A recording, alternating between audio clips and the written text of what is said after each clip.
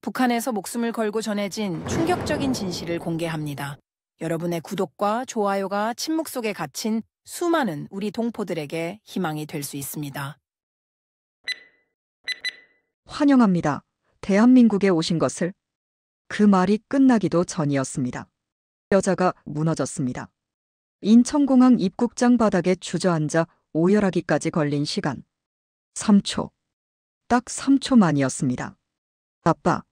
아빠가 더 이상 말을 잇지 못했습니다. 통일부 직원들은 당황했습니다. 수백 명의 탈북자를 맞이했지만 이런 절규는 처음이었습니다. 기쁨의 눈물이 아니었습니다. 환희의 비명도 아니었습니다. 그것은 절망이었습니다. 34년을 준비한 끝에 마침내 자유의 땅을 밟았지만 그녀는 무너졌습니다. 무슨 일이 일어난 걸까요? 저는 강철민입니다. 이 이야기는 2024년 인천공항 현장보다 훨씬 전으로 거슬러 올라갑니다. 1990년 제가 28살이었을 때로 말입니다. 당시 평양 외무성에서 일하는 말단 직원이었습니다. 그때는 정말 지옥 같은 시기였습니다. 고난의 행군이라고 불렀지만 실제로는 죽음의 행군이었습니다. 거리에서 사람들이 굶어 죽어갔습니다. 처음에는 충격이었습니다. 하지만 시간이 지나면서 그것이 일상이 되어버렸습니다. 출근길에 시체를 보는 것이 이상한 일이 아니게 된 겁니다. 1992년 어느 겨울날이었습니다. 눈이 내리는 평양 거리를 걷고 있었습니다. 그때 제 눈에 들어온 광경을 평생 잊을 수 없습니다. 7살쯤 되어 보이는 여자아이가 나무 밑에 쓰러져 있었습니다. 입가에는 나무 껍질 조각이 묻어 있었습니다. 그 아이는 나무 껍질을 먹다가 그대로 죽은 것이었습니다. 저는 그 자리에 얼어붙었습니다. 심장이 얼어붙는 것 같았습니다. 주변 사람들은 그냥 지나쳤습니다. 아무도 신경 쓰지 않았습니다. 그게 더 끔찍했습니다. 그날 밤 저는 다짐했습니다. 만약 내게 딸이 태어난다면 절대 이런 곳에서 키우지 않겠다. 그것이 제 34년 계획의 시작이었습니다. 1992년 봄, 저는 같은 외무성에서 일하던 박선영과 결혼했습니다. 선영은 착한 사람이었습니다. 순박하고 당에 충성스러운 여자였습니다. 저는 그녀에게 제 속마음을 말할 수 없었습니다. 북한에서는 가장 가까운 가족도 믿을 수 없는 곳이었습니다. 한 번의 밀고로 가족 전체가 정치범수용소로 갈 수 있었습니다. 그래서 저는 완벽한 이중 생활을 시작했습니다. 겉으로는 충성스러운 당원, 속으로는 탈출을 꿈꾸는 사람. 그렇게 1년이 지났습니다. 1993년 7월, 딸 지혜가 태어났습니다. 산부인과 병원에서 처음 그 아이를 본 순간을 잊을 수 없습니다. 작고 빨간 얼굴에 그 아이가 울었습니다. 저는 눈물이 났습니다. 기쁨의 눈물이 아니었습니다. 두려움의 눈물이었습니다. 이 아이가 나무 껍질을 먹다 죽는 일은 없어야 한다. 이 아이만큼은 자유롭게 살게 해주고 싶다. 그날 저는 품속에 작은 공책 하나를 꺼냈습니다.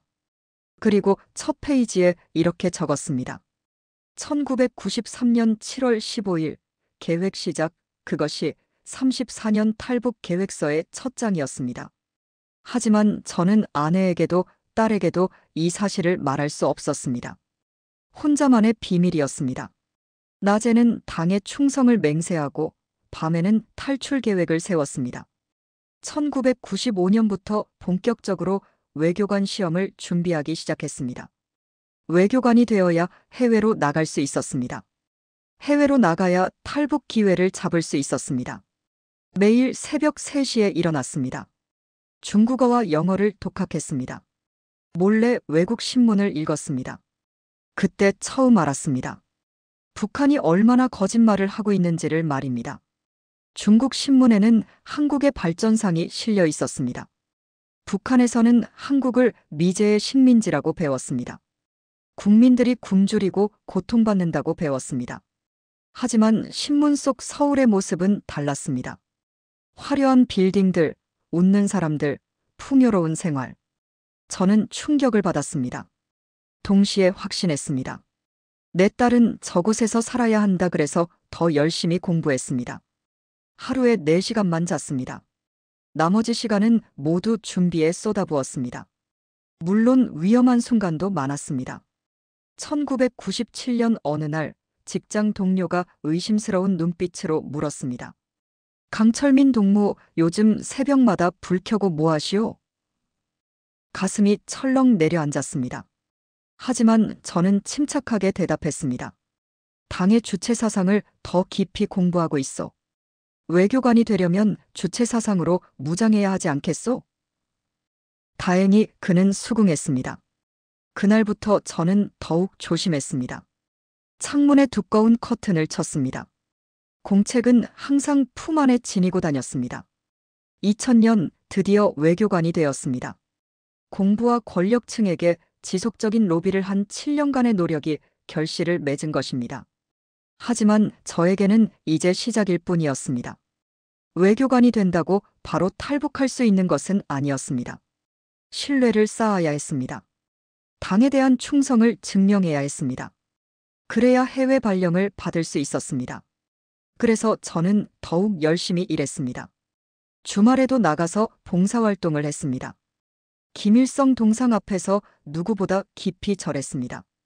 당 회의에서는 가장 먼저 손을 들어 충성을 맹세했습니다. 모두 연기였습니다. 완벽한 연기였습니다. 그 시간 동안 딸 지혜는 자라고 있었습니다. 2000년에 지혜는 7살이었습니다. 학교에 입학했습니다. 소학교였습니다. 매일 김일성 찬양가를 배웠습니다. 매일 미국과 한국을 증오하는 법을 배웠습니다. 저는 가슴이 아팠습니다. 하지만 아무것도 할 수 없었습니다. 집에서라도 다른 것을 가르치고 싶었지만 그럴 수 없었습니다. 아이가 학교에서 실수로 말할 수 있었기 때문입니다. 그저 기다려야 했습니다. 해외로 나갈 그날을 말입니다. 2005년 제게 기회가 왔습니다. 베이징 대사관 발령 신청 공고가 났습니다. 저는 즉시 지원했습니다. 12년을 기다린 순간이었습니다. 면접을 보러 갔습니다. 보위부 간부들이 날카로운 질문을 쏟아냈습니다. 해외에서 변절하지 않을 자신이 있는가? 자본주의 유혹을 이겨낼 수 있는가? 저는 눈빛을 흔들리지 않게 하고 대답했습니다. 제 충성심은 태양처럼 변함없습니다. 자본주의는 썩은 체제입니다. 저는 절대 변절하지 않을 것입니다. 완벽한 거짓말이었습니다. 하지만 그들은 믿었습니다. 2달 후 발령 통지서가 왔습니다. 베이징 대사관 3등 서기관. 드디어 해외로 나가게 된 것입니다. 그날 밤 저는 공책을 펼쳤습니다. 2005년 6월 3일 1단계 성공 그리고 다음 페이지를 넘겼습니다. 거기에는 빼곡하게 적힌 계획들이 있었습니다. 베이징에서 할 일들, 준비해야 할 것들, 만나야 할 사람들. 12년간 준비한 것들이었습니다. 아내 선영은 기뻐했습니다. 딸 지혜도 좋아했습니다. 12살 지혜는 아빠, 중국에 가면 짜장면 먹을 수 있어요? 라고 물었습니다. 저는 웃으며 대답했습니다. 그래, 먹을 수 있어 하지만 속으로는 다른 생각을 했습니다. 짜장면이 아니라 자유를 먹게 해줄 거야. 2005년 8월 가족과 함께 베이징으로 떠났습니다. 평양 순환공항에서 비행기를 탔습니다. 창밖으로 평양이 작아지는 것을 보았습니다. 저는 다짐했습니다. 다시는 돌아오지 않을 것이다. 옆에 앉은 지혜가 제 손을 잡았습니다. 아빠 무서워요. 저는 딸의 손을 꼭 쥐었습니다. 괜찮아. 아빠가 있잖아 하지만 제 손은 떨리고 있었습니다. 베이징은 새로운 시작이었습니다. 하지만 동시에 더 큰 위험의 시작이기도 했습니다. 해외에서는 감시가 더 심했습니다. 보위부 요원들이 24시간 감시했습니다. 한 번의 실수도 용납되지 않았습니다. 비행기가 베이징 수도 공항에 착륙했습니다. 이 시간 30분의 비행이었습니다. 짧은 시간이었지만 제게는 12년의 여정이었습니다.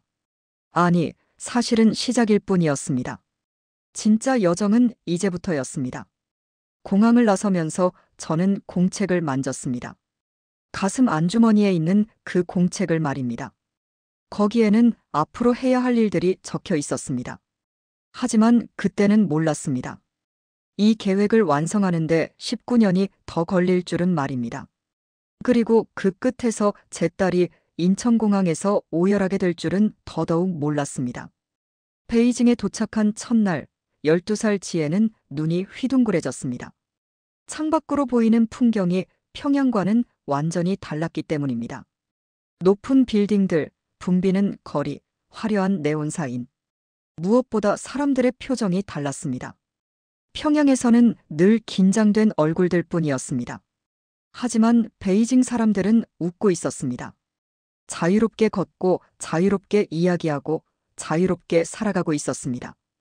차 안에서 지혜가 물었습니다. 아빠, 여기는 왜 이렇게 환해요? 저는 대답했습니다. 전기가 많이 나오니까 그렇지. 대사관 숙소에 도착했습니다. 6층짜리 건물이었습니다. 우리 가족에게 배정된 것은 3층 304호였습니다. 방 3개의 거실, 주방이 있는 아파트였습니다. 평양 집보다 훨씬 좋았습니다. 하지만 저는 알고 있었습니다. 이곳이 화려한 감옥이라는 것을 말입니다. CCTV가 복도에 설치되어 있었습니다. 전화는 모두 도청되었습니다. 이웃들은 모두 상호 감시자였습니다. 겉은 화려했지만 속은 감옥이었습니다. 더 정확히는 평양보다 더 철저한 감옥이었습니다. 일주일 후 지혜를 국제학교에 등록했습니다. 베이징 조선학교가 아니라 국제학교였습니다. 이것이 제 계획의 첫 단계였습니다. 북한 학교에서는 세뇌 교육만 받습니다. 하지만 국제학교에서는 진짜 교육을 받을 수 있었습니다. 물론 대사관에서는 반대했습니다. 북한 학생은 조선학교에 다녀야 합니다. 하지만 저는 설득했습니다. 지혜가 중국어와 영어를 배워야 나중에 외교관이 될 수 있습니다. 그것이 공화국을 위하는 길입니다. 그들은 결국 허락했습니다. 제가 충성스러운 당원이라고 믿었기 때문입니다. 국제학교 첫날, 지혜는 떨었습니다. 외국 아이들이 너무 많았습니다. 미국 아이, 영국 아이, 프랑스 아이. 지혜는 그들을 적이라고 배웠습니다. 하지만 그 아이들은 웃으며 손을 흔들었습니다. 안녕, 나는 제니야. 너는? 지혜는 어떻게 대답해야 할지 몰랐습니다. 그날 저녁 지혜가 물었습니다. 아빠, 미국 아이들은 나쁜 사람이 아니에요? 저는 조심스럽게 대답했습니다. 사람은 다 똑같단다. 나쁜 것은 체제지 사람이 아니야 하지만 곧 입을 다물었습니다. 이런 말조차 위험했기 때문입니다. 매주 토요일은 생활총화가 있었습니다. 대사관 전 직원과 가족들이 모였습니다. 한 명씩 일주일간의 생활을 보고하고 자아 비판을 했습니다. 12살 지혜도 예외가 아니었습니다. 이번 주 저는 학교에서 충성의 마음이 부족했습니다. 미국 친구와 이야기하면서 경계심이 느슨해졌습니다. 반성합니다. 저는 그런 딸을 보며 가슴이 찢어지는 것 같았습니다. 12살 아이가 자아 비판을 해야 하는 현실. 이것이 우리가 떠나온 북한이었습니다. 이것이 우리가 벗어나야 할 체제였습니다. 그날 밤부터 저는 본격적인 이중 교육을 시작했습니다. 낮에는 학교에서 정상적인 공부를, 밤에는 집에서 특별한 공부를 시키기로 한 것입니다. 저녁 9시 선영이 설거지를 하는 동안 저는 지혜를 서재로 불렀습니다. 지혜야, 이리 와봐. 서재 문을 닫았습니다. 그리고 라디오를 켰습니다. 큰 소리로 중국 음악이 흘러나왔습니다. 도청을 방해하기 위해서였습니다. 저는 지혜 옆에 앉아 속삭였습니다. 지혜야, 아빠가 특별한 걸 가르쳐 줄 거야. 하지만 이건 우리만의 비밀이야. 엄마한테도 말하면 안 돼. 알았지? 지혜가 고개를 끄덕였습니다. 눈빛에는 호기심과 두려움이 섞여 있었습니다. 저는 품에서 작은 공책을 꺼냈습니다. 12년간 지니고 다닌 그 공책이었습니다. 이 공책에는 아빠의 꿈이 적혀 있어. 언젠가 내게도 보여줄 거야. 하지만 지금은 안 돼. 너무 어리니까 지혜가 물었습니다. 아빠 꿈이 뭔데요? 저는 대답하지 않았습니다. 대신 중국어 교재를 펼쳤습니다. 오늘부터 중국어를 제대로 배울 거야. 학교에서 배우는 것보다 더 깊이 그렇게 저의 은밀한 교육이 시작되었습니다.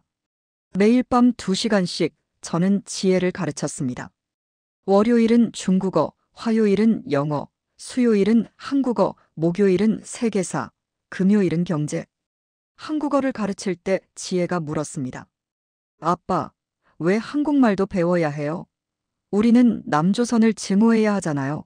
저는 신중하게 대답했습니다. 언젠가 알게 될 거야. 지금은 그냥 배워. 아빠를 믿어 지혜는 이해할 수 없다는 표정이었지만 따랐습니다. 그 아이는 똑똑했습니다. 빨리 배웠습니다. 무엇보다 질문을 많이 했습니다. 하지만 낮에는 완벽히 연기해야 했습니다. 학교에서 돌아오면 지혜는 대사관 아이들과 어울렸습니다. 김일성 찬양가를 불렀습니다. 미국을 욕했습니다. 한국을 증오한다고 말했습니다. 모두 연기였습니다. 12살, 13살, 14살. 지혜는 그렇게 이중생활을 배워갔습니다. 너무 일찍 배워야 했던 생존 기술이었습니다. 하지만 다른 선택은 없었습니다. 한 번의 실수가 모든 것을 무너뜨릴 수 있었기 때문입니다. 감시는 점점 더 심해졌습니다. 2007년 이웃집에 새로운 가족이 이사 왔습니다. 리 참사관 가족이었습니다. 표면적으로는 친절한 이웃이었습니다. 리 참사관의 부인은 자주 음식을 나눠주었습니다. 아들 준혁이는 지혜와 같은 학교에 다녔습니다. 하지만 저는 알고 있었습니다. 그들이 보위부에서 파견한 감시자라는 것을 말입니다. 그들의 임무 중 하나는 우리 가족을 24시간 관찰하는 것이었습니다. 이상한 행동은 없는지, 변절의 징후는 없는지 말입니다. 어느 토요일 오후 리 참사관 가족이 우리 집에 놀러 왔습니다. 거실에서 차를 마시며 이야기를 나눴습니다. 리 참사관이 물었습니다. 강철민 동무는 베이징 생활이 어떻죠? 저는 웃으며 대답했습니다. 좋습니다.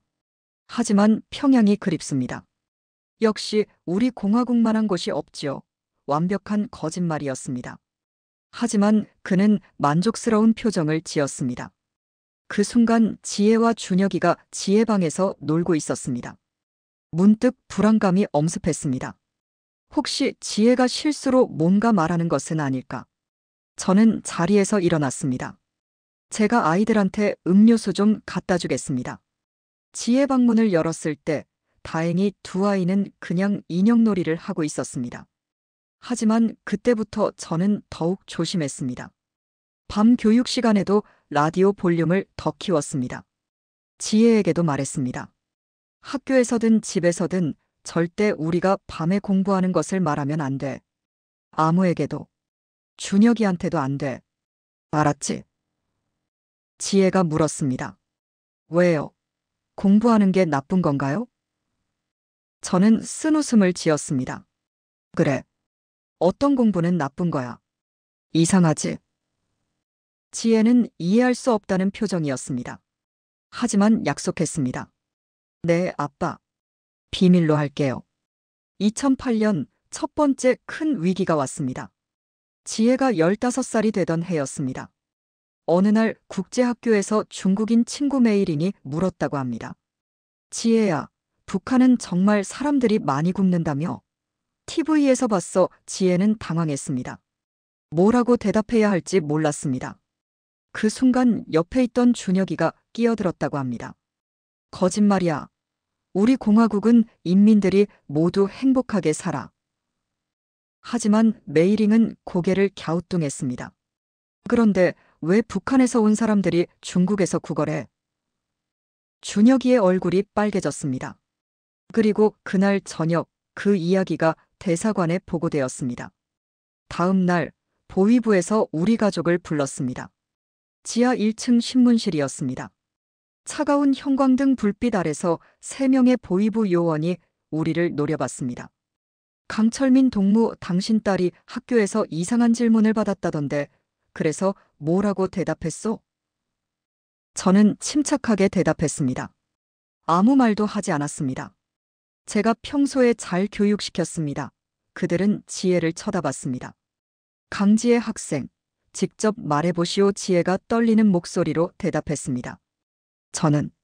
저는 아무 말도 안 했어요. 준혁 오빠가 대신 대답해줬어요.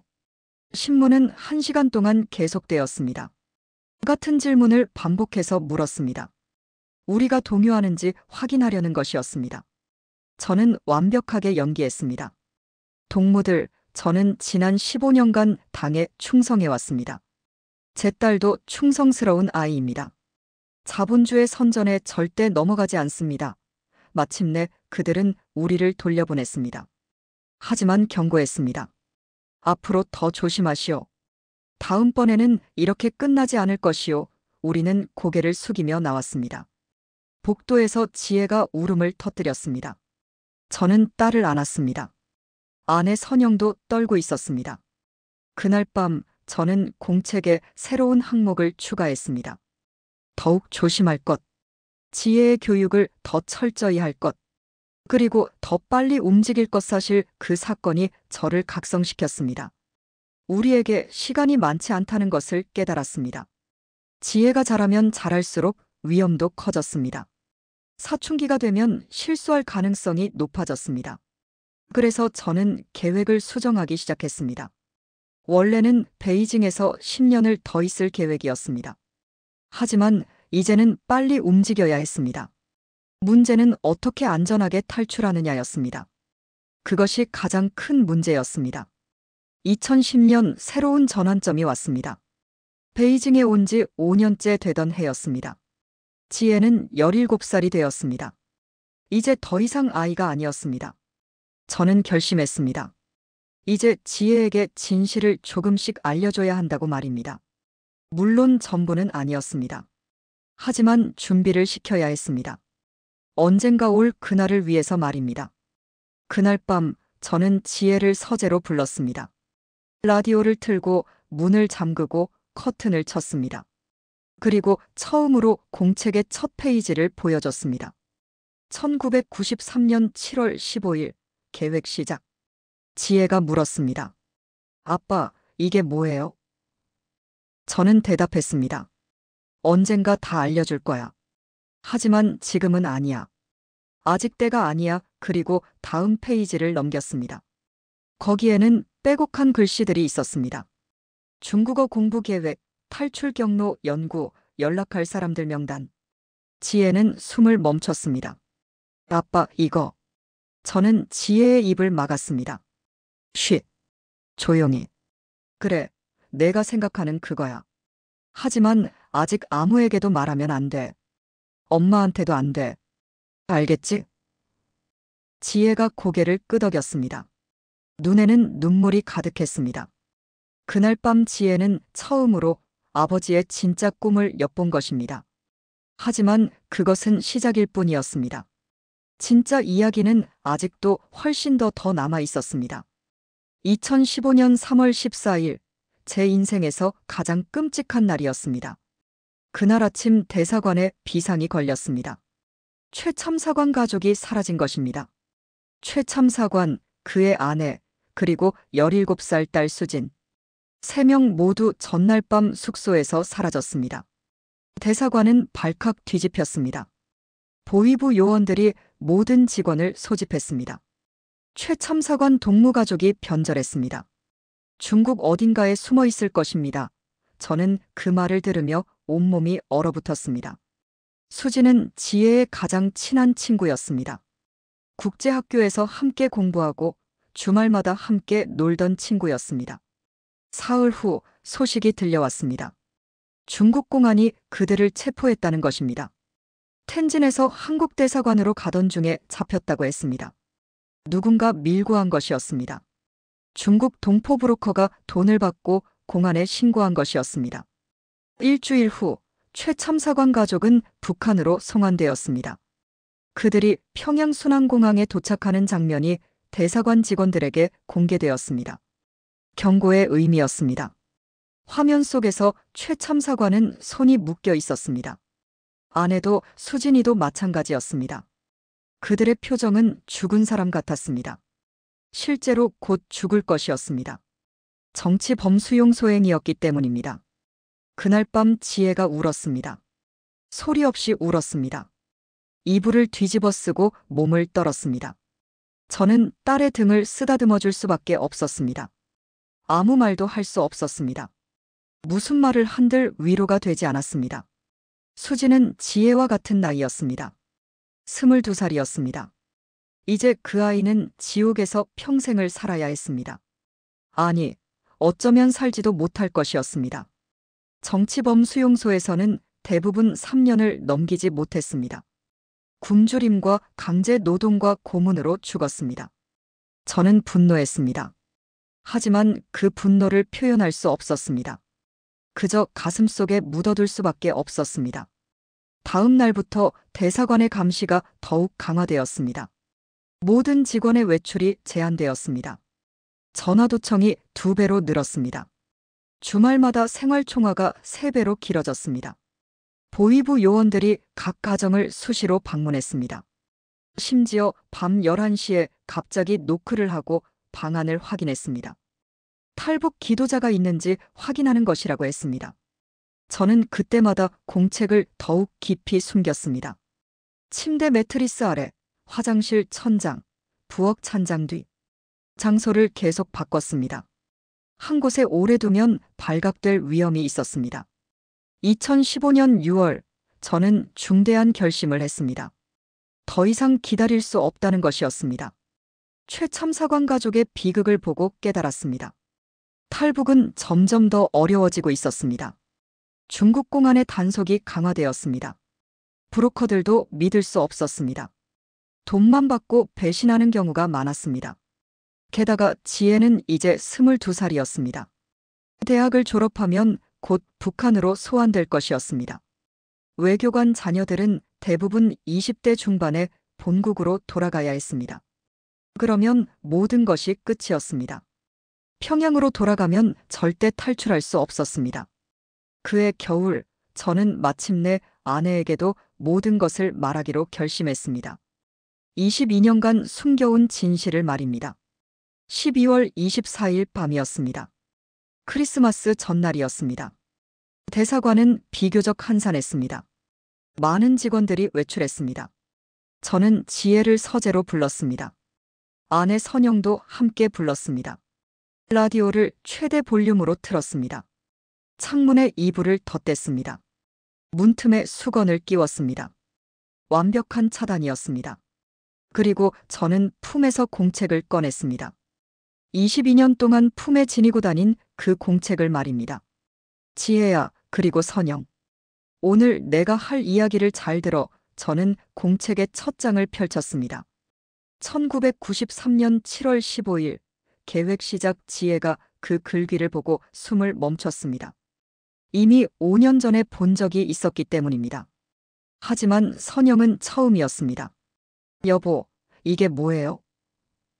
저는 천천히 말했습니다. 이건 지난 22년간 내가 준비한 탈북 계획이야. 그 순간 선영의 얼굴이 하얗게 질렸습니다. 지혜는 눈물을 흘렸습니다. 저는 계속 말했습니다. 지혜가 태어난 날부터 계획했어. 이 아이만큼은 자유롭게 살게 해주고 싶었어. 다음 1시간 동안 저는 모든 것을 설명했습니다. 1990년 고난의 행군 때 본 굶어 죽는 사람들, 나무 껍질 먹다 죽은 7살 소녀, 외교관이 되기 위한 15년간의 준비, 베이징 발령을 받기 위한 노력, 그리고 지난 10년간 이곳에서 쌓아온 인맥들. 중국인 브로커 리웨이, 한국 정보기관과의 비밀 연락, 탈출 경로 연구. 공책에는 모든 것이 적혀 있었습니다. 선영은 울었습니다. 여보, 왜 나한테는 말 안 했어요? 저는 대답했습니다. 미안해. 하지만 당신을 지키기 위해서였어. 만약 들켰다면 당신이 몰랐다고 말할 수 있어야 했어. 그때 지혜가 물었습니다. 아빠, 그럼 우리 언제 떠나요? 저는 잠시 망설였습니다. 그리고 가장 어려운 말을 꺼냈습니다. 지혜야, 사실 한 가지 문제가 있어. 뭔데요? 저는 심호흡을 했습니다. 너에게 동생이 있어. 지혜가 얼어붙었습니다. 뭐라고요? 저는 다시 말했습니다. 너에게 남동생이 있어. 이름은 민준이야. 지금 12살이야. 지혜의 입이 벌어졌습니다. 이해할 수 없다는 표정이었습니다. 그게 무슨 소리예요? 저한테 동생이 있다고요? 그럼 어디 있는데요? 저는 공책의 다른 페이지를 넘겼습니다. 거기에는 어린 남자아이의 사진이 붙어 있었습니다. 민준이는 평양에 있어. 외할머니와 함께 살고 있어. 지혜가 소리쳤습니다. 평양이요? 왜요? 왜 동생을 평양에 두고 왔어요? 아내 선영이 울면서 말했습니다. 미안해, 지혜야. 민준이를 데려오지 못해서 정말 미안해. 저는 설명했습니다. 베이징 발령을 받을 때 선택해야 했어. 가족 전원이 함께 가면 탈북이 거의 불가능해. 북한은 가족을 인질로 잡거든. 그래서 민준이를 평양에 남겨둔 거야. 지혜가 물었습니다. 그럼 동생은 어떻게 해요? 평양에 계속 두고 갈 건가요? 저는 고개를 저었습니다. 아니야. 계획이 있어. 그리고 저는 가장 위험한 계획을 설명했습니다. 지혜와 제가 먼저 탈출합니다. 한국으로 가서 정착합니다. 그동안 선영은 가족 방문 명목으로 평양에 돌아갑니다. 민준이를 데리고 나옵니다. 그리고 다시 중국 국경을 넘어 한국으로 옵니다. 엄마가 왜 평양으로 돌아가야 해요? 저는 대답했습니다. 그래야 민준이를 데리고 나올 수 있어. 우리 셋이 함께 탈출하면 대사관에서 바로 알아차려. 하지만 엄마 혼자 돌아가면 의심하지 않아. 선영이 말했습니다. 나는 괜찮아요. 민준이를 꼭 데리고 나올게요. 하지만 그녀의 목소리는 떨렸습니다. 저도 알고 있었습니다. 이 계획이 얼마나 위험한지를 말입니다. 선영이 평양으로 돌아가면 혹시 보위부에 잡힐 수 있었습니다. 고문당할 수 있었습니다. 최악의 경우 민준이와 함께 정치범수용소로 갈 수도 있었습니다. 하지만 다른 방법이 없었습니다. 4명이 동시에 탈출하는 것은 불가능했습니다. 그래서 이 위험한 계획을 세운 것입니다. 반쪽짜리 계획이었습니다. 하지만 그것이 유일한 희망이었습니다. 그날 밤 3사람은 오래 이야기했습니다. 구체적인 계획을 논의했습니다. 탈출 시기, 경로, 준비물. 저는 공책에 적힌 모든 것을 설명했습니다. 리웨이와의 연락 방법, 한국 대사관 위치, 비상 연락망. 22년간 준비한 모든 것들이었습니다. 지혜는 울면서 물었습니다. 아빠, 우리 정말 성공할 수 있어요? 저는 딸의 손을 잡았습니다. 그래. 22년을 준비했어. 반드시 성공할 거야. 하지만 속으로는 두려웠습니다. 최 참사관 가족의 실패가 계속 떠올랐기 때문입니다. 그래도 이제 희망이 보였습니다. 선영과 지혜 가족 모두 다 같이 탈북을 계획할 수 있었기 때문입니다. 하지만 3명이서 열심히 노력해도 완벽한 기회를 찾기는 쉽지 않았고 시간은 계속 흘러갔습니다. 다시 5년이 지난 2020년 새로운 위기가 찾아왔습니다. 코로나19였습니다. 전 세계가 멈췄습니다. 국경이 봉쇄되었습니다. 중국과 북한 사이의 국경도 완전히 닫혔습니다. 탈북 루트가 대부분 차단되었습니다. 브로커들도 활동을 중단했습니다. 한국 대사관도 출입이 제한되었습니다. 저는 절망했습니다. 이제 어떻게 하지? 하지만 포기할 수 없었습니다. 27년을 준비했는데 여기서 멈출 수는 없었습니다. 그래서 저는 다시 계획을 수정했습니다. 코로나가 끝날 때까지 기다리기로 했습니다. 그리고 그동안 더 철저히 준비하기로 했습니다. 2020년부터 2024년까지 4년 동안 저는 마지막 준비를 했습니다. 리웨이와의 연락을 더 강화했습니다. 암호 체계를 만들었습니다. 비상금을 모았습니다. 중국 위안화와 미국 달러를 조금씩 모았습니다. 가방에 넣을 물건들을 정리했습니다. 지혜의 여권 사본, 가족사진, 북한 신분증 사본. 증거 자료들이었습니다. 그리고 가장 중요한 것, 이 공책. 30년간의 기록이 담긴 공책. 이것이 우리 가족의 이야기를 증명할 유일한 증거였습니다.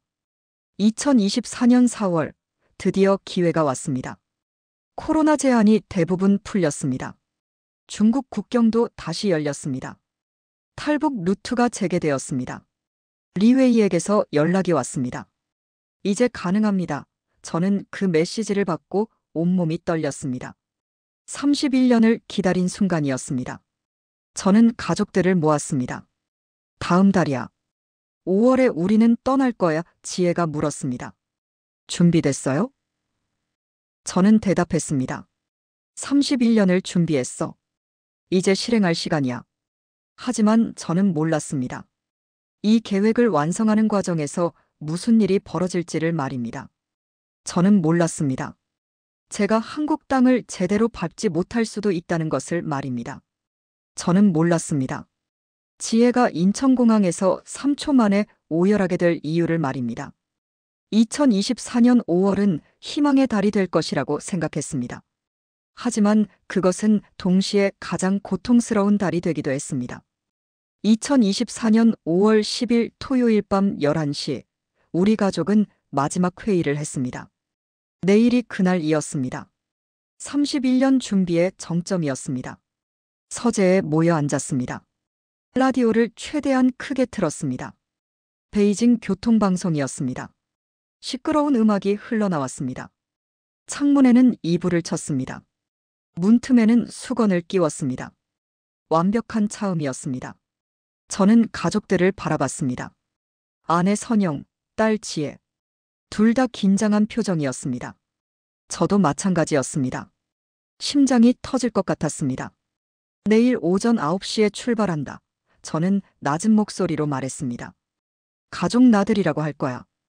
왕푸진 거리에 쇼핑 간다고 지혜가 물었습니다. 가방은요?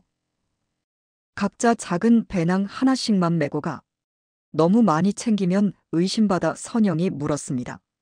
옷은요? 한두 벌만. 나머지는 한국에서 사면 돼. 저는 제 배낭을 가리켰습니다. 내 가방에는 여권 사본, 신분증 사본, 가족 사진, 그리고 이 공책이 들어갈 거야.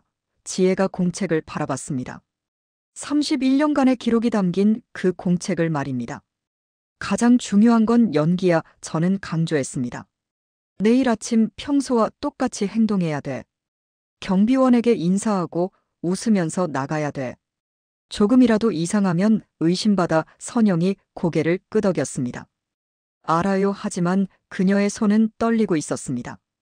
저도 마찬가지였습니다. 31년을 준비했지만 막상 내일이 되니 무서웠습니다. 수많은 탈북자들이 마지막 순간에 실패했습니다. 최 참사관 가족처럼 말입니다. 혹시 우리도 그렇게 되는 것은 아닐까? 그 생각이 머릿속을 떠나지 않았습니다. 리웨이는 오전 10시에 왕푸징에서 기다릴 거야. 저는 설명을 계속했습니다. 우리는 택시를 타고 왕푸징으로 가. 쇼핑하는 척하다가 후통 골목으로 들어가. 거기서 리웨이를 만나. 그 다음은요? 지혜가 물었습니다. 은신처로 이동해. 이틀 정도 숨어 있어야 해. 대사관에서 수색하는 동안. 그 다음에는요? 5월 13일 새벽에 한국 대사관으로 가. 거기 들어가면 끝이야. 말은 쉬웠습니다. 하지만 실제로는 엄청나게 위험했습니다. 각 단계마다 잡힐 수 있었습니다. 저는 가방을 열었습니다.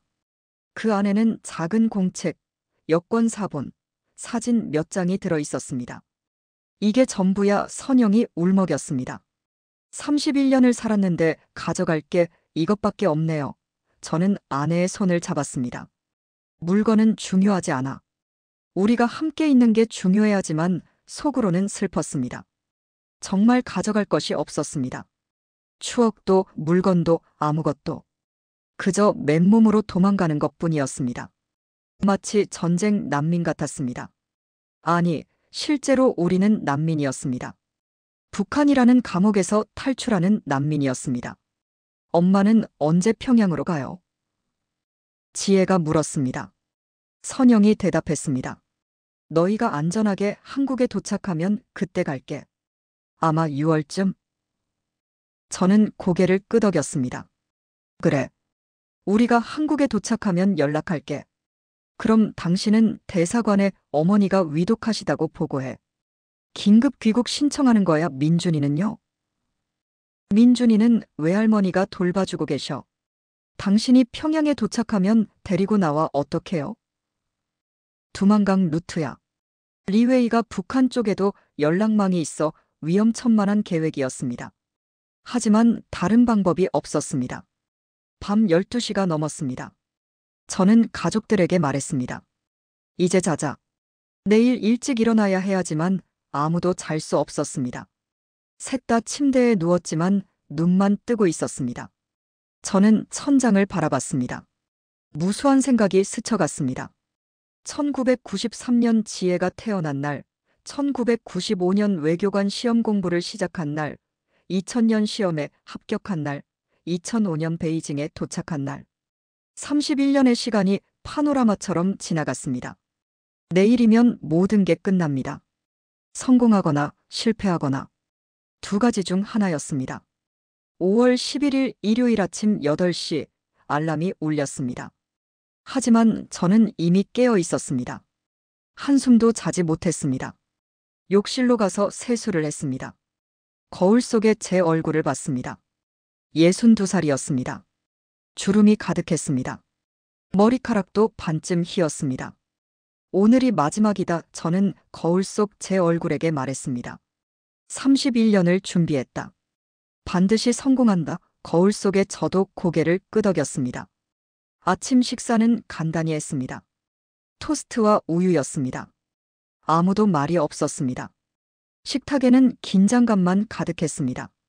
지혜는 토스트를 한 입도 먹지 못했습니다. 선영도 마찬가지였습니다. 저만 억지로 삼켰습니다. 체력이 필요했기 때문입니다. 오전 8시 30분 저는 배낭을 챙겼습니다. 작은 검은색 배낭이었습니다. 그 안에는 공책, 여권 사본, 사진, 그리고 현금이 들어 있었습니다. 중국 위안화 5만 위안, 미국 달러 5천 달러. 31년간 모은 돈이었습니다.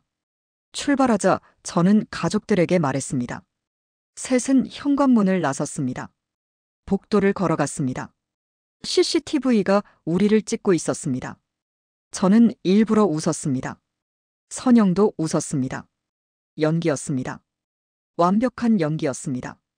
엘리베이터를 탔습니다. 1층으로 내려갔습니다. 경비실을 지나갔습니다. 김경비원이 인사했습니다. 강철민 동무, 어디 가십니까? 저는 웃으며 대답했습니다. 가족끼리 왕푸징에 쇼핑 가려고요. 그러십니까?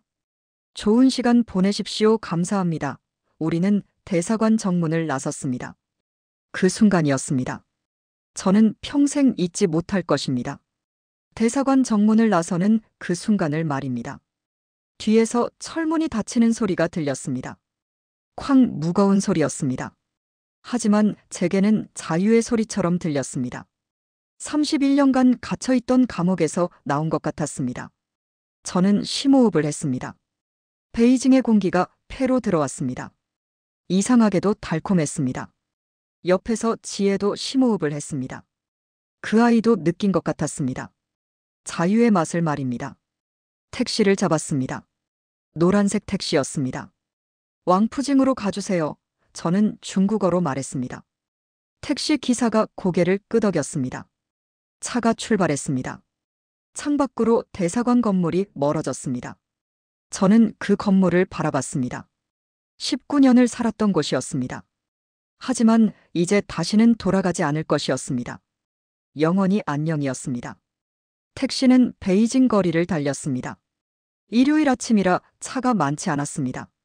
30분 후 왕푸징에 도착했습니다. 왕푸징은 번화가였습니다. 사람들이 많았습니다.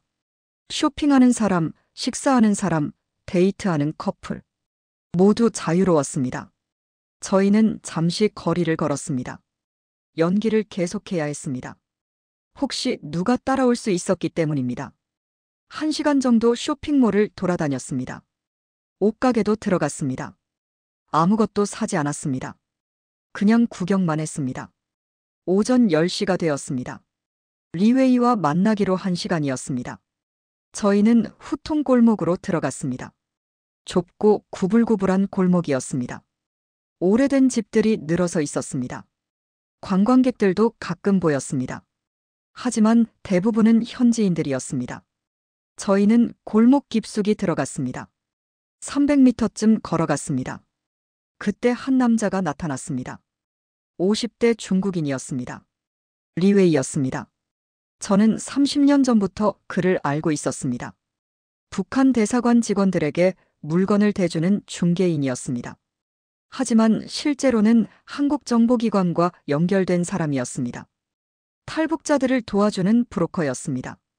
강 선생 리웨이가 중국어로 말했습니다. 저는 고개를 끄덕였습니다. 리 선생, 우리는 악수했습니다. 따라오세요. 리웨이가 앞장섰습니다. 우리는 그를 따라갔습니다. 골목을 몇 번 더 꺾었습니다. 마침내 낡은 문 앞에 섰습니다. 리웨이가 문을 열었습니다. 여기가 은신처입니다. 우리는 안으로 들어갔습니다. 좁고 어두운 방이었습니다. 창문도 없었습니다. 하지만 안전했습니다. 아무도 찾을 수 없는 곳이었습니다. 이틀 동안 여기 계셔야 합니다. 리웨이가 말했습니다. 대사관에서 수색할 겁니다. 이틀 후면 포기할 겁니다. 그때 한국 대사관으로 가는 거예요. 저는 물었습니다. 안전합니까? 절대 안전합니다. 여기는 아무도 모릅니다. 리웨이가 물과 음식을 놓고 갔습니다. 내일 다시 올게요. 그동안 절대 밖에 나가지 마세요. 문이 닫혔습니다. 우리 가족만 남았습니다. 좁고 어두운 방 안에 말입니다. 지혜가 떨었습니다. 아빠, 우리 잡히는 거 아니에요? 저는 딸을 안았습니다. 괜찮아. 31년을 준비했어. 믿어라. 하지만 저도 두려웠습니다. 중국 공안이 움직이고 있었습니다. 베이징 전역에 수배령이 내려졌습니다. 우리를 찾으려고 혈안이 되어 있었습니다. 과연 이틀을 버틸 수 있을까? 과연 한국 대사관까지 갈 수 있을까? 불안감이 엄습했습니다. 하지만 포기할 수는 없었습니다. 31년을 준비했는데 여기서 멈출 수는 없었습니다. 5월 12일, 이틀째 되는 날이었습니다. 밖에서 사이렌 소리가 들렸습니다. 공안차였습니다. 우리는 숨을 죽였습니다. 혹시 이 은신처를 찾은 것은 아닐까? 사이렌 소리가 가까워졌습니다. 점점 더 가까워졌습니다. 우리 건물 앞을 지나가는 것 같았습니다. 지혜가 제 손을 꽉 잡았습니다. 선영도 떨었습니다. 저도 심장이 터질 것 같았습니다. 하지만 사이렌 소리는 지나갔습니다. 점점 멀어졌습니다. 우리는 안도의 한숨을 쉬었습니다. 괜찮아. 우리를 찾지 못했어. 5월 13일 새벽 4시 리웨이가 왔습니다. 이제 출발합니다. 우리는 배낭을 챙겼습니다. 은신처를 나섰습니다. 새벽이라 거리는 한산했습니다. 리웨이가 준비한 차를 탔습니다. 검은색 승용차였습니다. 한국 대사관까지는 5km였습니다. 하지만 그 5km가 가장 위험했습니다. 중국 공안이 곳곳에서 검문하고 있었기 때문입니다. 차는 조심스럽게 달렸습니다. 큰 길을 피하고 골목길로 갔습니다. 40분이 걸렸습니다. 마침내 한국 대사관이 보였습니다. 대한민국 국기가 펄럭이고 있었습니다. 저는 그 국기를 보며 눈물이 났습니다. 31년 만에 본 희망의 깃발이었습니다. 여기서 내리세요. 리웨이가 말했습니다. 저 앞에 한국 대사관이 보이죠? 달려가세요. 문 앞에 경비원이 있을 겁니다. 그에게 탈북자라고 말하세요. 우리는 차에서 내렸습니다. 대사관까지는 100m였습니다. 한국 대사관이 눈앞에 있었습니다. 100m였습니다. 저는 심호흡을 했습니다. 자, 이제 뛰어 하지만 그 순간이었습니다. 갑자기 검은색 승용차 한 대가 나타났습니다. 우리 앞을 가로막았습니다. 급브레이크 소리가 요란했습니다. 차문이 열렸습니다. 3명의 남자가 내렸습니다. 북한 사람들이었습니다. 보위부 요원들이었습니다. 제가 아는 얼굴들이었습니다. 대사관에서 함께 일하던 사람들이었습니다. 그들이 소리쳤습니다. 강철민 동무, 서시오. 저는 얼어붙었습니다. 31년을 준비했는데 마지막 100m에서 잡히는 것일까? 하지만 저는 포기할 수 없었습니다. 옆에서 지혜가 떨고 있었습니다. 선영도 겁에 질려 있었습니다. 저는 결단을 내렸습니다. 지혜야, 뛰어! 저는 외쳤습니다. 엄마, 지혜 손잡고 뛰어. 나는 괜찮아. 저는 보위부 요원들을 향해 달려갔습니다. 그들을 막기 위해서였습니다. 지혜와 선영이 도망갈 시간을 벌어주기 위해서였습니다. 보위부 요원 한 명이 제 팔을 잡았습니다. 강철민, 무슨 짓이야? 저는 그를 밀쳤습니다. 가, 빨리 가. 뒤에서 지혜의 비명이 들렸습니다. 아빠. 하지만 저는 뒤돌아보지 않았습니다. 계속 보위부 요원들과 몸싸움을 했습니다. 그 순간 한국대사관 경비원들이 달려왔습니다. 5명이었습니다. 무슨 일입니까? 그들이 소리쳤습니다. 보위부 요원들이 대답했습니다. 북한 외교관입니다. 우리 사람입니다. 하지만 한국 경비원들은 지혜와 선영을 보호했습니다. 이미 한국 대사관 영역 안에 들어왔습니다. 정말이었습니다. 지혜와 선영은 대사관 정문 안쪽에 있었습니다. 안전했습니다. 저는 안도의 한숨을 쉬었습니다. 하지만 저는 아직 밖에 있었습니다.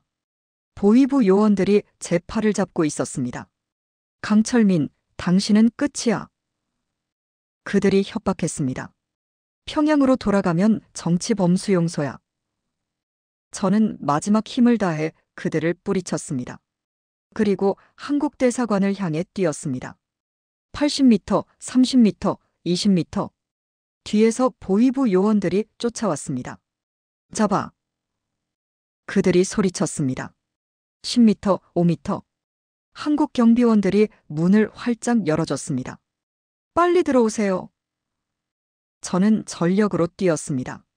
마지막 3m를 뛰었습니다. 그리고 드디어 문턱을 넘었습니다. 한국 대사관 안으로 들어간 것입니다. 뒤에서 보위부 요원들이 소리쳤습니다. 강철민, 배신자. 하지만 그들은 더 이상 들어올 수 없었습니다. 여기는 한국 영토였기 때문입니다. 저는 바닥에 주저앉았습니다. 다리에 힘이 풀렸습니다. 숨이 턱까지 찼습니다. 62세의 몸으로 전력 질주를 한 것입니다. 심장이 터질 것 같았습니다. 하지만 해냈습니다. 31년을 준비했고 마침내 해낸 것입니다. 지혜가 달려와서 저를 안았습니다. 아빠. 그 아이는 울고 있었습니다. 선영도 울었습니다. 저도 눈물이 났습니다. 31년 만에 흘리는 자유의 눈물이었습니다. 한국 통일부 직원들이 우리를 환영했습니다. 대한민국에 오신 것을 환영합니다. 그 말을 듣는 순간 저는 정말로 자유를 얻은 것을 실감했습니다. 하지만 기쁨은 오래가지 않았습니다. 대사관 밖에서 소란이 일어났기 때문입니다. 북한 외교관들이 몰려왔습니다. 10명이 넘었습니다. 그들은 대사관 정문 앞에서 시위를 시작했습니다. 우리 동물을 돌려달라. 강철민은 공화국의 재산이다. 반역자를 처벌하라. 그들의 목소리가 건물 안까지 들렸습니다. 저는 창문으로 그들을 내려다봤습니다. 한때 함께 일하던 동료들이었습니다. 이제는 적이 된 사람들이었습니다. 그들은 밤낮으로 대사관 앞에서 시위했습니다. 우리를 압박하기 위해서였습니다. 혹시 우리가 겁을 먹고 다시 나올까 기대하면서 말입니다. 중국 정부도 곤란한 입장이었습니다. 북한과 한국 사이에서 눈치를 봐야 했습니다. 중국 외교부는 내정 불간섭 원칙을 내세웠습니다. 하지만 실제로는 북한 편이었습니다. 중국 공안이 한국 대사관 주변을 봉쇄했습니다. 경호를 위해서라고 했지만 실제로는 우리를 감시하기 위해서였습니다. 통일부 직원이 말했습니다. 당분간 여기 계셔야 합니다. 외교적 절차를 밟아야 해요. 2주 정도 걸릴 겁니다. 2주. 2주를 더 기다려야 한다는 것이었습니다. 31년을 기다렸는데 2주가 뭐 대수겠습니까? 하지만 그 2주가 무척 길게 느껴졌습니다. 대사관에서 7째 날이 되었을 때였습니다. 선영이 저에게 말했습니다. 여보, 나는 평양으로 돌아갈래요. 저는 깜짝 놀랐습니다. 뭐라고? 민준이를 데리고 나올래요. 지금 가야 해요.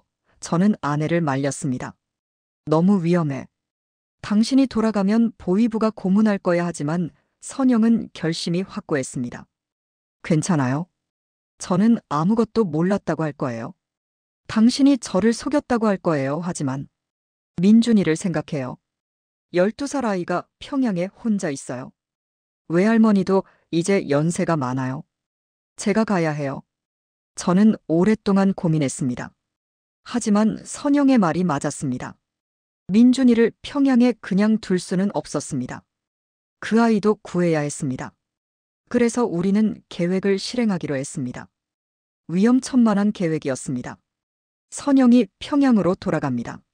남편이 저를 속이고 탈북했습니다라고 보고합니다. 조사를 받습니다. 감시를 받습니다. 하지만 시간이 지나면 풀려날 것입니다.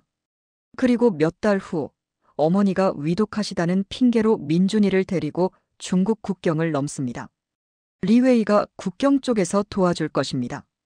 두만강을 건너 중국으로 옵니다. 그리고 다시 한국 대사관으로 옵니다. 계획은 완벽했습니다. 하지만 실행은 어려웠습니다. 무엇보다 선영이 위험했습니다. 혹시 보위부가 계획을 눈치챌 수 있었습니다. 고문당할 수 있었습니다.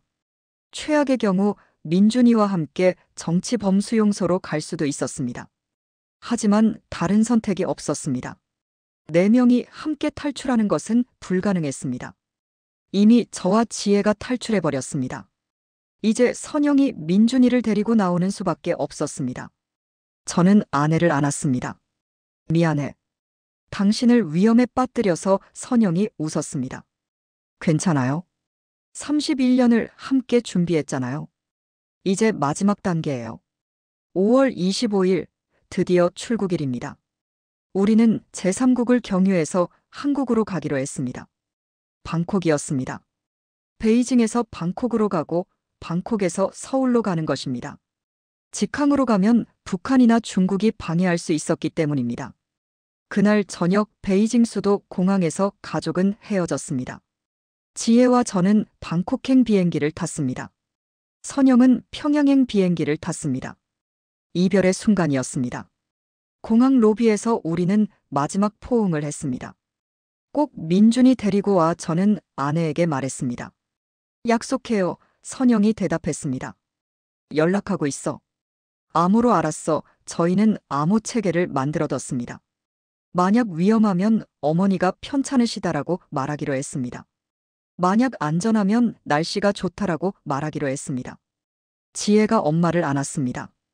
엄마 조심해요. 그래, 우리 딸. 한국에서 기다려. 선영이 눈물을 닦았습니다. 그리고 평양행 탑승구로 걸어갔습니다.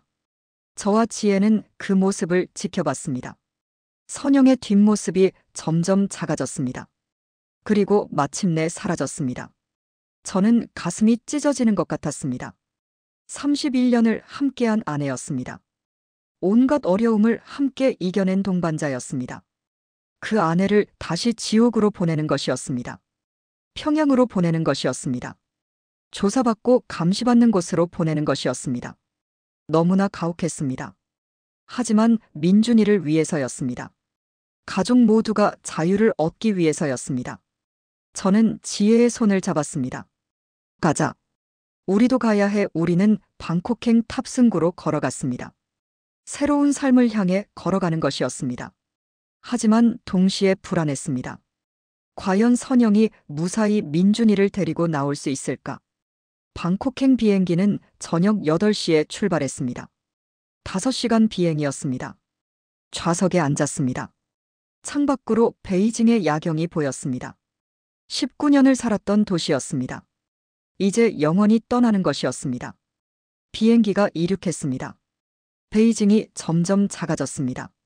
그리고 구름 속으로 사라졌습니다. 저는 눈을 감았습니다. 31년간의 여정이 주마등처럼 스쳐갔습니다.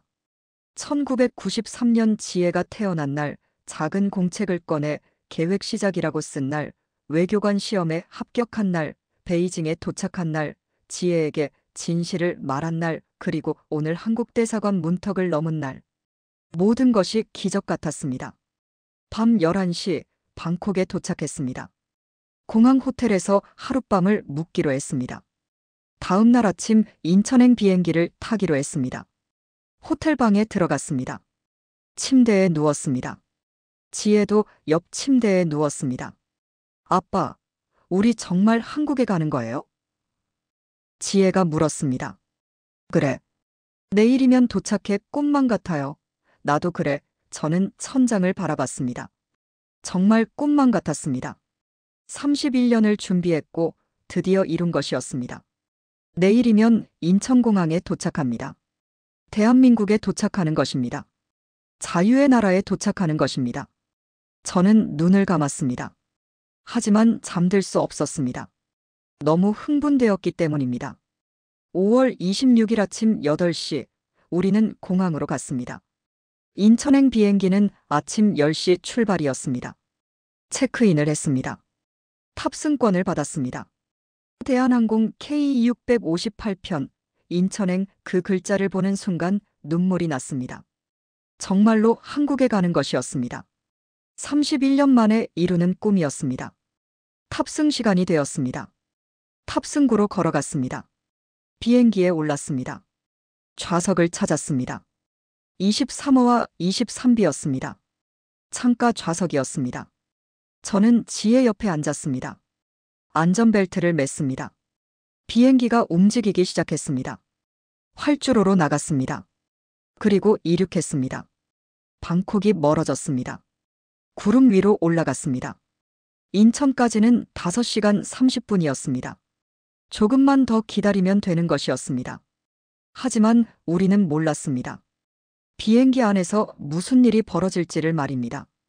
저는 몰랐습니다. 제가 인천공항 땅을 제대로 밟지 못할 수도 있다는 것을 말입니다.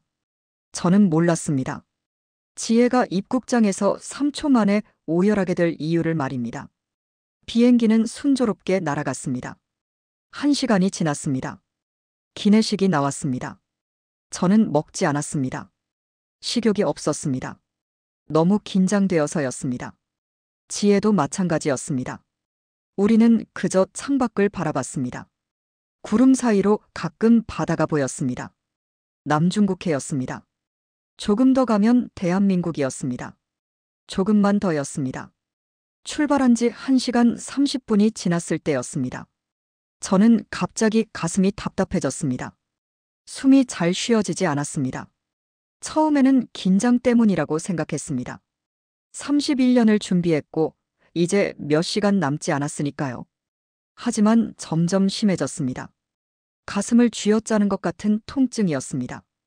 식은땀이 났습니다. 손이 떨렸습니다. 옆에 지혜가 알아챘습니다. 아빠, 괜찮으세요? 저는 대답하려 했지만 목소리가 나오지 않았습니다. 그 순간 저는 알았습니다. 이것이 심각한 상황이라는 것을 말입니다. 심장이었습니다. 제 심장에 문제가 생긴 것이었습니다. 아빠! 지혜가 소리쳤습니다. 저는 가슴을 움켜쥐었습니다. 너무 아팠습니다. 숨을 쉴 수 없었습니다. 눈앞이 흐려졌습니다. 승무원이 달려왔습니다. 손님, 괜찮으세요? 지혜가 울면서 말했습니다. 우리 아빠가. 승무원이 기내 방송을 했습니다. 승객 여러분 중에 의사 선생님 계십니까? 다행히 한 명의 승객이 손을 들었습니다. 50대 남자였습니다. 심장내과 의사였습니다. 그는 저에게 달려왔습니다. 제 맥박을 짚었습니다. 눈을 들여다봤습니다. 심근경색입니다. 즉시 응급처치가 필요합니다. 의사는 승무원에게 지시했습니다. 산소 마스크, 아스피린, 그리고 자동제 세동기. 승무원들이 재빨리 움직였습니다. 제 얼굴에 산소 마스크가 씌워졌습니다. 아스피린을 입에 넣어줬습니다. 의사가 제 가슴을 눌렀습니다. 심폐소생술이었습니다. 저는 의식이 흐려졌습니다. 지혜의 울음소리가 멀리서 들렸습니다. 아빠, 눈 떠요. 한국 가야죠. 아빠. 그 목소리를 듣는 순간 저는 버텨야 한다고 생각했습니다. 31년을 준비했는데 여기서 죽을 수는 없었습니다. 한국 땅을 밟아야 했습니다. 지혜를 지켜야 했습니다. 의사의 응급처치 덕분에 저는 간신히 의식을 유지했습니다. 하지만 상태는 심각했습니다. 기장이 결정을 내렸습니다. 인천공항에 긴급 착륙을 요청하겠습니다. 비행기가 속도를 높였습니다. 원래 4시간이 남았지만 3시간 안에 도착하기로 한 것입니다. 저는 좌석에 누워 있었습니다. 산소 마스크를 쓴 채로 말입니다. 지혜가 제 손을 잡고 있었습니다. 아빠, 버텨요. 조금만 더요. 저는 고개를 끄덕였습니다. 하지만 힘이 없었습니다. 62세의 몸으로 31년간 긴장 속에 살았습니다. 너무 준비를 오래 한 탓일까요? 마지막 이틀은 거의 도망자처럼 숨어 지냈습니다. 제 몸이 한계에 다다른 것이었습니다. 3시간 후 기내 방송이 나왔습니다. 승객 여러분, 잠시 후 인천국제공항에 착륙하겠습니다. 그 말을 들은 순간 저는 안도했습니다. 드디어 한국에 도착하는 것이었습니다. 31년 만에 이루는 꿈이었습니다. 비행기가 고도를 낮췄습니다. 창밖으로 한국 땅이 보였습니다. 인천의 바다가 보였습니다. 공항 활주로가 보였습니다. 저는 그 광경을 보며 눈물을 흘렸습니다. 정말 해냈습니다. 31년을 준비했고 드디어 해낸 것입니다. 비행기가 착륙했습니다. 바퀴가 활주로에 닿는 소리가 들렸습니다. 대한민국 땅에 닿은 것입니다. 하지만 저는 스스로 걸을 수 없었습니다. 구급대원들이 들것을 가지고 탑승했습니다. 저를 들것에 실었습니다. 지혜가 옆에서 따라왔습니다. 아빠, 괜찮으세요? 저는 대답하고 싶었지만 목소리가 나오지 않았습니다. 구급대원들이 저를 비행기 밖으로 옮겼습니다. 활주로에 구급차가 대기하고 있었습니다. 그 순간이었습니다. 잠시 의식이 돌아온 것이었습니다. 저는 지혜를 봤습니다. 그리고 힘겹게 말했습니다. 지혜야. 내 아빠 가방. 공책. 저는 제 배낭을 가리켰습니다. 지혜가 배낭을 열었습니다. 그 안에는 31년간 지니고 다닌 작은 공책이 있었습니다. 이걸 내가. 저는 힘겹게 말했습니다. 이걸 사람들한테 알려줘. 네. 북한에 있는 사람들한테 자유가 뭔지. 저는 숨을 헐떡였습니다. 내가 이야기해줘. 아빠의 31년을. 지혜가 공책을 받았습니다. 눈물을 흘리며 받았습니다. 네, 아빠. 약속할게요. 저는 그 말을 듣고 안도했습니다. 그리고 다시 한마디를 더했습니다. 그리고 민준이를, 엄마를. 하지만 그 말을 끝까지 하지 못했습니다. 다시 의식을 잃은 것입니다. 구급대원들이 저를 구급차에 실었습니다. 사이렌이 울렸습니다. 병원으로 향하는 구급차였습니다. 지혜는 혼자 남았습니다. 활주로에 혼자 서 있었습니다. 손에는 아버지의 공책을 쥐고 있었습니다. 통일부 직원이 다가왔습니다. 괜찮으세요? 지혜는 대답하지 못했습니다. 너무 많은 일이 한꺼번에 일어났기 때문입니다. 직원이 지혜를 입국장으로 안내했습니다. 절차를 밟아야 했습니다. 탈북자로 등록해야 했습니다. 지혜는 멍한 상태로 따라갔습니다. 복도를 걸었습니다. 사람들이 많았습니다. 모두 자유로워 보였습니다. 웃고 있었습니다. 가족들과 재회하고 있었습니다. 하지만 지혜는 웃을 수 없었습니다. 아버지가 병원으로 실려갔기 때문입니다. 입국장에 도착했습니다. 통일부 직원이 환한 미소로 말했습니다.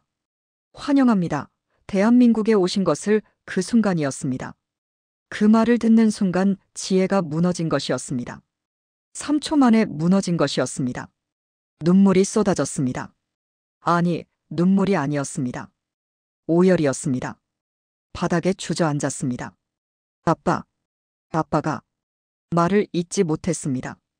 대한민국에 오기 위해 31년을 준비한 아버지가 한국 땅을 제대로 밟지도 못하고 병원으로 실려갔습니다.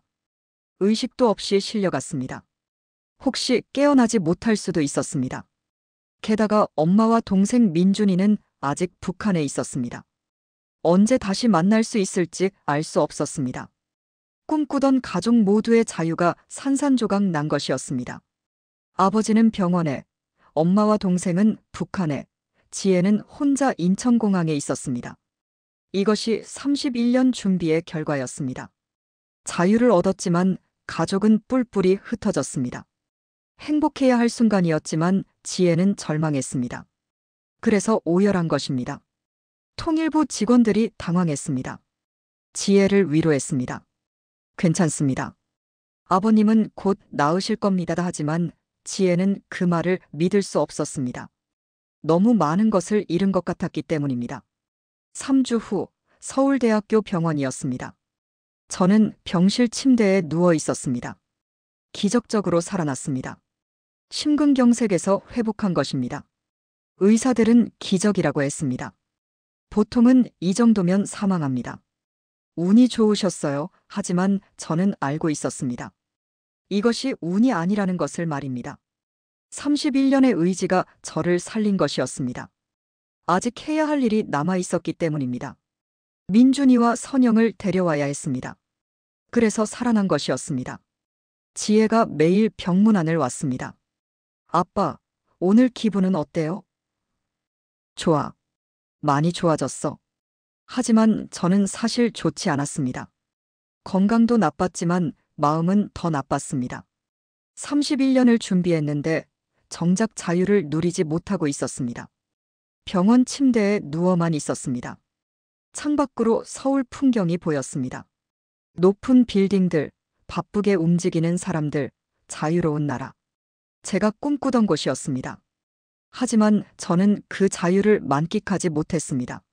몸도 마음도 아팠기 때문입니다.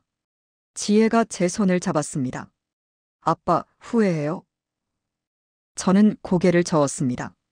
아니, 후회하지 않아 정말이었습니다. 비록 이렇게 되었지만 후회하지 않았습니다. 지혜라도 자유를 얻었으니까요. 2024년 10월, 저는 병원에서 퇴원했습니다. 정부가 제공한 아파트로 이사했습니다. 서울 노원구의 작은 아파트였습니다. 방 2개짜리였습니다. 평양의 집보다 작았습니다. 하지만 여기는 자유가 있었습니다. 아침에 일어나면 뉴스를 봤습니다. 검열되지 않은 뉴스였습니다. 진실을 말하는 뉴스였습니다.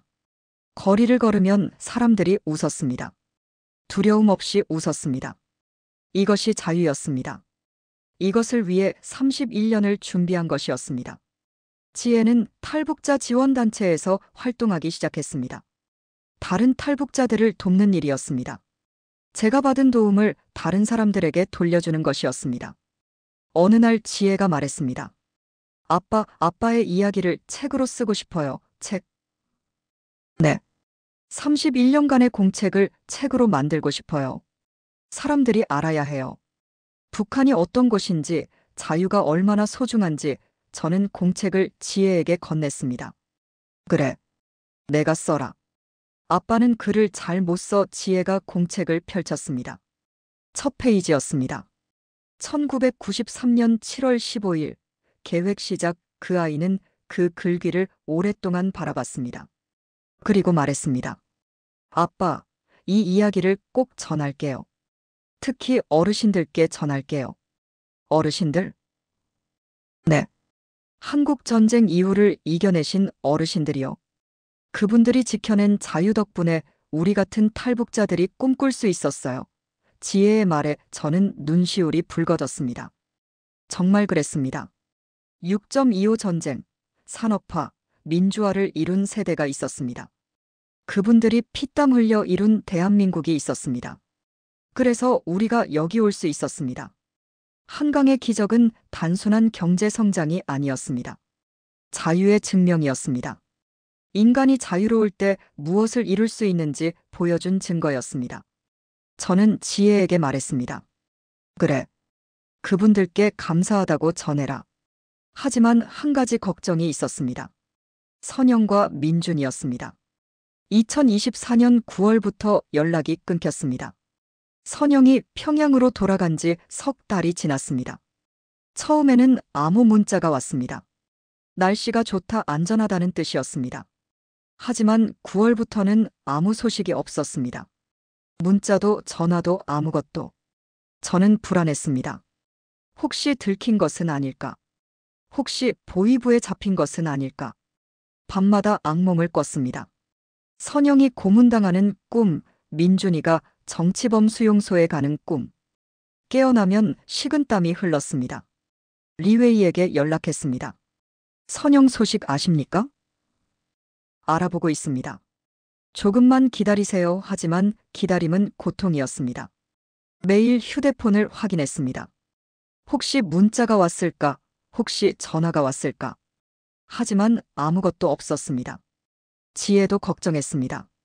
아빠, 엄마는 괜찮을까요? 그럼. 엄마는 강한 사람이야 하지만 저도 확신이 없었습니다. 북한은 예측할 수 없는 곳이었습니다. 아무리 계획을 세워도 변수가 생길 수 있었습니다. 저희는 매일 밤 기도했습니다. 종교는 없었지만 기도했습니다. 제발 선영이와 민준이를 지켜주세요. 10월 어느 날 저녁이었습니다. 저는 아파트 거실에 앉아 뉴스를 보고 있었습니다. 지혜는 방에서 공책을 정리하고 있었습니다. 책으로 만들기 위해서였습니다. 조용한 저녁이었습니다. 그때 휴대폰이 울렸습니다. 모르는 번호였습니다. 중국 번호였습니다. 저는 가슴이 두근거렸습니다. 혹시 전화를 받았습니다. 여보세요? 잠시 침묵이 있었습니다.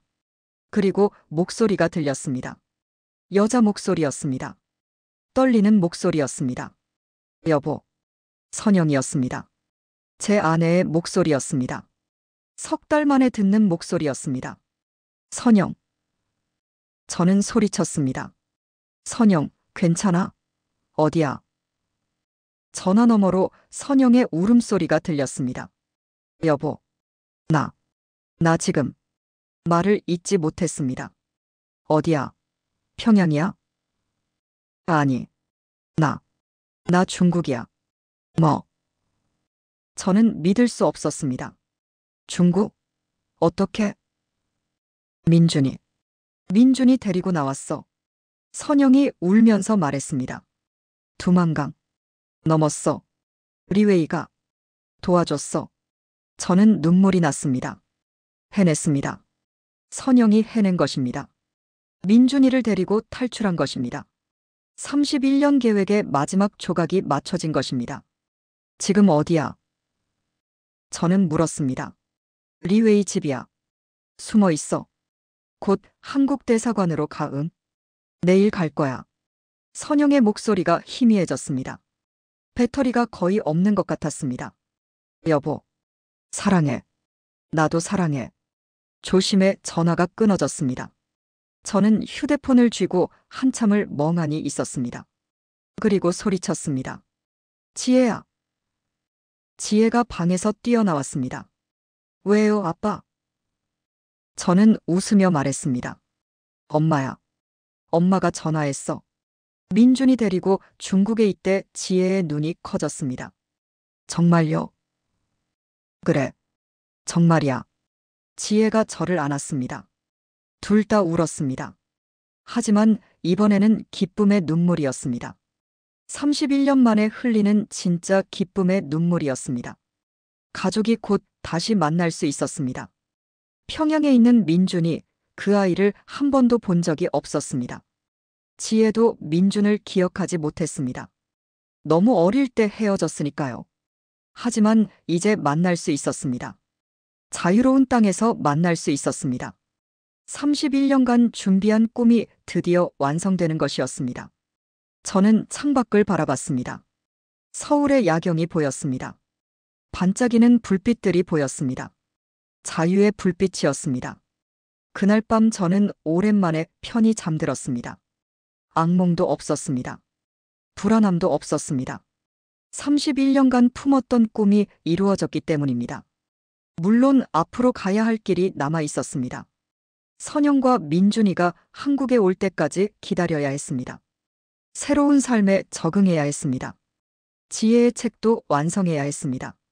하지만 이제는 두렵지 않았습니다. 31년을 버텼으니 앞으로도 버틸 수 있었습니다. 자유는 공짜가 아니었습니다. 피와 땀과 눈물로 얻은 것이었습니다. 하지만 그만한 가치가 있었습니다. 우리 세대가 지키고 다음 세대에 물려줘야 할 가장 소중한 유산이었습니다. 이것이 제 이야기입니다. 북한 34년차 외교관의 탈북 이야기입니다.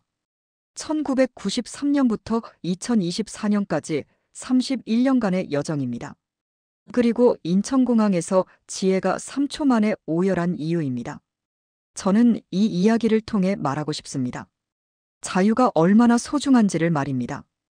대한민국을 지켜낸 어르신들께 얼마나 감사한지를 말입니다. 그리고 북한에 아직 남아있는 수많은 사람들을 잊지 말아달라고 말입니다. 그들도 자유를 꿈꾸고 있습니다. 언젠가 그들도 이 땅에 올 수 있기를 바랍니다. 그것이 제 마지막 소원입니다. 끝까지 들어주신 따뜻한 마음을 가진 여러분이야말로 진정한 애국자입니다. 이 이야기가 더 많은 사람들에게 전해질 수 있도록 구독으로 동참해주세요. 우리가 반드시 알아야 할 이야기들을 또 소개하겠습니다.